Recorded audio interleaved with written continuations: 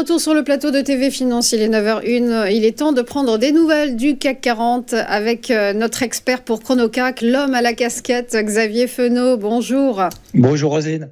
Vous êtes associé chez Interactive Trading. L'indice parisien a donc poursuivi sa phase de consolidation hier, réduisant fortement ses gains initiaux en cours de séance. Le CAC semble en attente d'un nouveau catalyseur et celui-ci pourrait bien être le chiffre de l'inflation aux États-Unis apparaître cet après-midi. Je pense que j'ai pas grand-chose à ajouter. Je pense que vous avez tout bien résumé. Si vous vous souvenez, la semaine dernière, en fait, on était à 5450 ensemble. Ce matin, on est à 5450, un petit peu en dessous, 5430. Le marché, alors en l'occurrence, encore plus le CAC d'ailleurs que sur les indices américains, mais il est complètement perdu depuis une semaine. Il ne sait pas vraiment où il habite. Alors c'est pour ça que j'ai toujours cette casquette bleue parce que il y a quand même pas grand-chose à faire. Alors sauf si on est un scalper, c'est-à-dire qu'on essaye de trader et d'essayer de jouer des écarts sur vraiment des tout petites variations.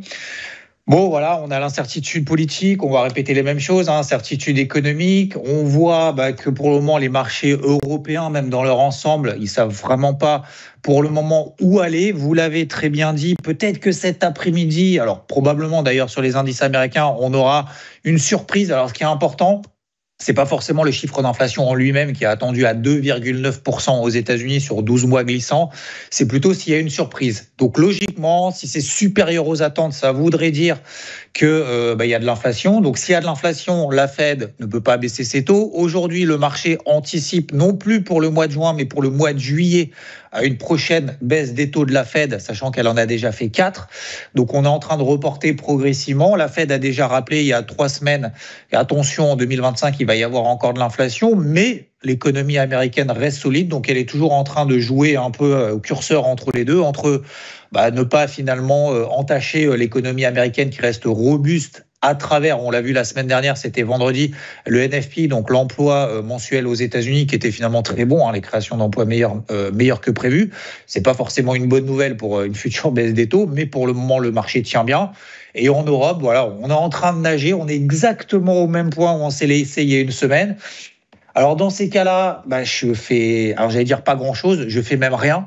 Il n'y a pas grand-chose à faire, si ce n'est finalement jeter une pièce. On fait du pile ou face parce qu'on est pile poil. Vous regardez au milieu d'un range dans lequel on est depuis maintenant 6 mois, depuis l'été dernier. Alors, il y a eu quelques petits excès haussiers, quelques petits excès baissiers sous les 7300 et au-dessus des 7600, 7700. Mais on est pile poil au milieu de ces 7300, 7600 points. Donc, il n'y a pas grand-chose à faire si ce n'est d'attendre. Et c'est pour ça que vous voyez en fait sur mon graphique, les pointillés, ce sont tout simplement des alertes que je me place en me disant si jamais à un moment donné, le marché se réveille et qu'on arrive sur les 7300, à ce moment-là, éventuellement, ça m'intéressera d'acheter à bon compte autour de cette zone-là. Encore faut-il que le marché, une fois qu'il arrive sur cette zone, réagisse positivement sur des unités de temps plus courtes. Et si on arrive proche des 7600 points, à ce moment-là, cette alerte permettra de me réveiller sur le CAC et de me dire, tiens, il se passe quelque chose. On arrive sur une zone d'intervention potentiellement à la vente. Pourquoi ? Tout simplement parce que c'est une zone de résistance qu'on n'a pas réussi à franchir sur le CAC depuis le mois de juillet. Systématiquement, on est arrivé dessus, c'est un plafond de verre. Hop, derrière, c'est retombé. Et inversement en bas. Alors, je vous l'avais dit déjà ces dernières semaines, 7100, 7300 points, ça a du mal à aller beaucoup plus bas parce que on a des valeurs au sein du CAC qui ont perdu entre 30, 40, voire 50% de la valeur. Donc, on se dit, OK, c'est pas cher. J'ai une vision long terme. Je reste enthousiaste. Je reste positif sur le marché, en tout cas sur ces valeurs-là. Donc, ça me permet finalement d'acheter des actions à pas cher. Et puis, on attend finalement de voir comment ça se décante. Mais c'est vrai qu'aujourd'hui, j'ai pas grand-chose à vous dire de plus finalement que je vais attendre ces zones-là de manière concrète. Je préférerais avoir une casquette verte ou une casquette rouge. Pour le moment, c'est pas le cas. En tout cas, on se retrouvera la semaine prochaine et j'espère effectivement avec plus de volatilité. Il faut quand même surveiller cet après-midi, même si effectivement l'inflation aux États-Unis, ça impactera beaucoup plus le dollar américain et les indices américains qui attendent ce chiffre-là peut-être pour avoir un petit peu plus de vigueur, un petit peu plus de dynamisme et plus de volatilité. Et par effet de contagion, bien évidemment, le CAC essaiera de suivre tant bien que mal. Le CAC, ça reste notre indice parisien, mais je pense qu'aujourd'hui, il y a quand même d'autres choses à faire sur d'autres marchés. C'est un petit peu plus volatile, en tout cas aux États-Unis.